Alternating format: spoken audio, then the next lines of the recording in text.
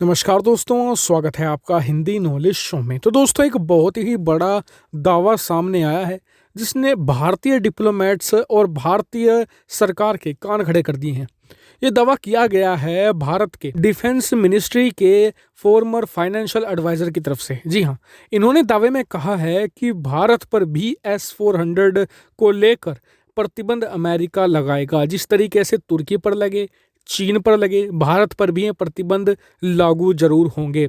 साथ ही इन्होंने ये भी जोड़ा है कि भारतीय लोग मुकालते में ना रहें कि भारत पर प्रतिबंध नहीं लगेंगे, क्योंकि अगर आप देखें जिसे जिसे डिफेंस सिस्टम मिला है, जैसे कि तुर्की को मिला है, चीन को मिला है और तीसरा देश भारत है, भारत को भी अगले साल मिलना है। तो जिन दो देशों को अब तक मिला है उन पर प्रतिबंध तभी लगे हुए हैं जब उन पर डिलीवरी हुई है। यानी कि तुर्की ने जब उसे एक तरीके से लिया है, डिलीवरी ली है उसकी, उसे फायर किया है, उसका इस्तेमाल शुरू किया है, तब उस पर प्रतिबंध लगे हैं। चीन पर भी यही हुआ, चीन ने लिया रूस से S-400, फिर उसका टेस्ट किया और चीन की जो कंपनियां थी जो इससे संबंधित थी S-400 खरीदने से, उन पर प्रतिबंध लगे हैं।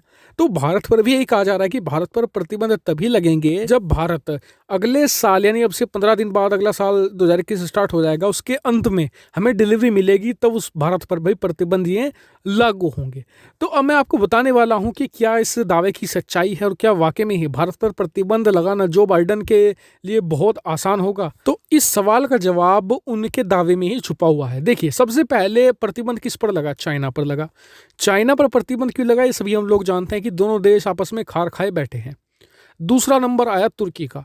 तो तुर्की पर प्रतिबंध लगाने का अमेरिका को कारण चाहिए था। उन्होंने कारण बनाया है S-400 को। S-400 एकमात्र कारण नहीं है। तुर्की ने अपने चारों तरफ खलबली मचा के रखी है। ग्रीस के साथ भिड़ा हुआ है, लीबिया में सेना भेजी हुई है, सीरिया में सेना भेजी हुई है, कुर्दों पर एक तरीके से कहर बरपा रहा है जिन्हें अमेरिका सपोर्ट करता था।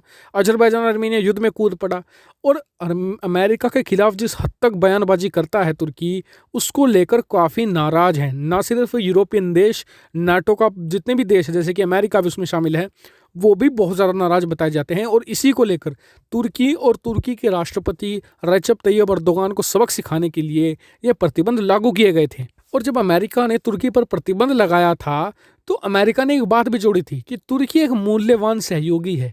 अगर वो चाहता है कि हम प्रतिबंध हटा ले तो हमारे साथ तुरंत बैठकर बातचीत करे। यानी कि तुर्की बैठकर बात करने को तैयार नहीं था अमेरिका को। अमेरिका उसे एक तरीके से बातचीत की टेबल पर लाना चाहता था और वही उसे करने में कामयाब हुआ है। और ऐसा नहीं है कि S-400 को लेकर ये प्रतिबंध जारी रहेंगे। आप देखिएगा, जैसे ही मतलब कि थोड़ा नरम पड़ता है, तुर्की बातचीत करता है अमेरिका के साथ, तो प्रतिबंध हटा लेगा और S-400 यूज़ करता रहेगा, उसमें कोई भी दिक्कत नहीं है।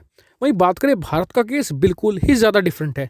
भारत का केस इसलिए डिफरेंट है क्योंकि अमेरिका को पता है कि भारत जो रूसी हथियार है उनका बहुत ही पहले से सब एक तरीके से इम्पोर्टर रहा है। हम उनका इस्तेमाल करते हैं। आज भी भारत ने 2019 में भी पिछले साल 55% हथियार रूस से खरीदे थे।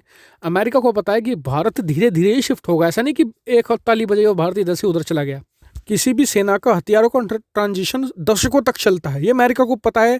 और इसीलिए S-400 को लेकर अमेरिका में कोई हो हल्ला नहीं मचा कि भारत इसे इस्तेमाल कर रहा है। और अमेरिका ने S-400 की खरीद के बावजूद भी अपना जो प्रीमियम लाइन वेपन्स हैं वो भारत को सप्लाई किए हैं, जैसे कि चिनूक हेलीकॉप्टर अमेरिका का सबसे बेहतरीन ट्रांसपोर्टर हेलीकॉप्टर माना जाता है। फिर अपाचे हेलीकॉप्टर दिया, अमेरिका का सबसे बेहतरीन अटैक हेलीकॉप्टर दिया है। और आने वाले समय में भारत को अपने F-18 सुपर हॉर्नेट लड़ाकू विमान भी ऑफर कर रहा है। उसको लेकर बातचीत चल रही है लीज पर लेने को। प्रीडेटर ड्रोन भी दिया है। तो फिर अमेरिका ये क्यों देता है, ये भी तो आप सोचिए। तो इसलिए भारत पर प्रतिबंध लगाना बहुत ही मुश्किल काम है। और जिन्होंने दावा किया है, ये भारत के फॉर्मर एडवाइजर रहे हैं जो फाइनेंस को लेकर डिफेंस मिनिस्ट्री में। इनके पास ऐसी क्रेडिबल न्यूज़ नहीं है, इन्होंने सिर्फ अंदाज़ा लगाया है। ये बात इन्होंने अपने दावे के अंत में जोड़ी भी है कि मेरा सिर्फ अंदाजा है।